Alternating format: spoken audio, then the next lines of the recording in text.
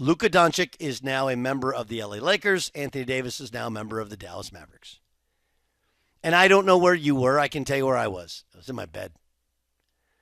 We lost a game on Saturday afternoon in Detroit. We fly home. I get in bed. I'm going through a bunch of text messages and sending out some notes and looking at some emails. And then all of a sudden I get an alert that Luka has been traded and Shams Charania is reporting it. And of course, because I'm not a trusting person of Twitter these days, I texted all of my buddies that have anything to do with being an insider. Rick Bucher is going to join us, in 20 minutes? I texted Buke. Is this real? I texted Woj, even though he's at St. Bonaventure. Is this real? Like, you name it, all the people I thought would know. And everybody had a delayed, like, yes, it appears to be real. It appears to be real. We have some sounds from the people involved. I'll give you my thoughts. I think this is an incredibly bold move by Nico Harrison. Now, it may be dumb, but it is bold. And before I'm critical of it, it's funny, I woke up this morning and I was presented with a very easy kind of quote of the day that I saw on social media. And it's a Teddy Roosevelt quote. The only man who never makes mistakes is the man who never does anything. The only man who never makes mistakes is a man who doesn't do that. A man who never does anything. Let me try that one more time. The only man who never makes mistakes is the man who never does anything. It's Teddy Roosevelt. He also had walk quietly and carry a big stick. I like that one. I've used that one a bunch. But let's get to his quote of the day. If we're honest with ourselves, and you're not going to get a more honest voice in regards to the world of basketball than me, I believe that offensively, Luka Doncic is the best player in the NBA. He's incredible. When he's healthy, he can literally lead a team to the NBA Finals that is not crazy talented. But when every year you have to worry about his weight, when he doesn't play defense, when he kvetches on every call, and I'm sure coaches' decisions as well, it's a lot. It's a lot. And then when you have the $350 million contract that he was going to command and receive in the offseason, because that's what we do in the NBA, we pay the best players as much money as we can possibly pay them. Whether we like them or love them or have to have them, or even if they like or love us, it doesn't really matter. That's what you do. Again, it would be really hard for me to trade Luka. I think he's awesome. And I do think there's not redundancies with Anthony Davis, but Daniel Gafford, Derek Lively, like they already have great rim protection, great defense. And they don't have a point guard. Kyrie is a great scorer. He's not a point guard. But I actually understand what he's trying to do. Why would I sign up for a Supermax contract for a guy who refuses to stay in shape? Refuses to. And refuses to play defense. When Anthony Davis already has his contract, it is not the Supermax. It's a huge deal, but he's won a championship, and we got him for a couple more years, but we don't have to give him $350 million. And yes, Anthony Davis has been hurt a lot. Luka's been hurt a lot.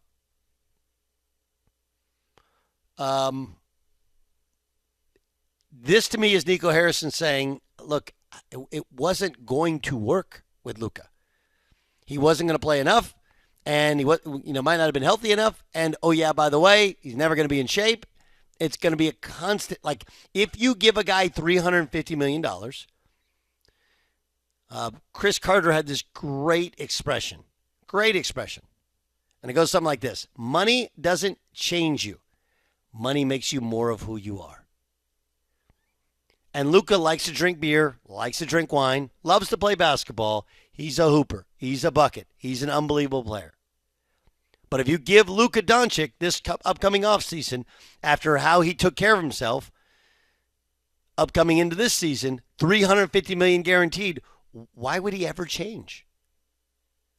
Why would he ever change his ways?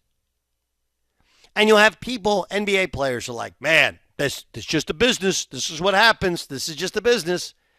The truth is, this has not been the business. This has been an NBA that has been run by players and their agents for the last decade or maybe even more. So many of these trades that are made are dictated, a lot like what we're seeing from what's the name, Garrett with the Cleveland Browns. He just demanded a trade, right? I'm not going from here. I want to go win a Super Bowl. Get me out of here. That's how the NBA has worked.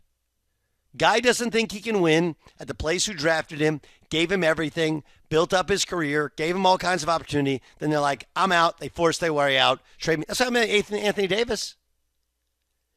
Look around the NBA at so many of these trades. Most of them are made by the star player and or their agent demanding terms. Get me out of here. Kyrie Irving, how many times has he been moved? LeBron James, how many times has he moved? Now, those are free agency, whatever, but the point is that it has the pendulum swung completely into the players. And so you can say what you want about the actual deal. I think Nico Harrison should have gotten a little bit more. Should have gotten another first-round pick. I definitely think he should have gotten another first-round pick.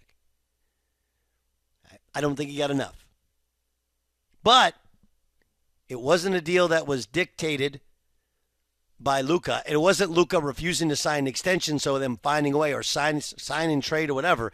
This was no. This is what we want to do, and we're going to do it because we think it's best for our team.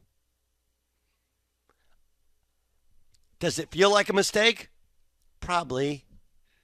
Right? Probably. You know? Anthony Davis is an unbelievable player when he's healthy. In the last year and a half, he's been healthy. But betting on that guy to stay healthy is betting on Luka to play defense. Very unlikely. But I do think that this Theodore Roosevelt quote is a pretty good one. The only man who never makes mistakes is the man who never does anything.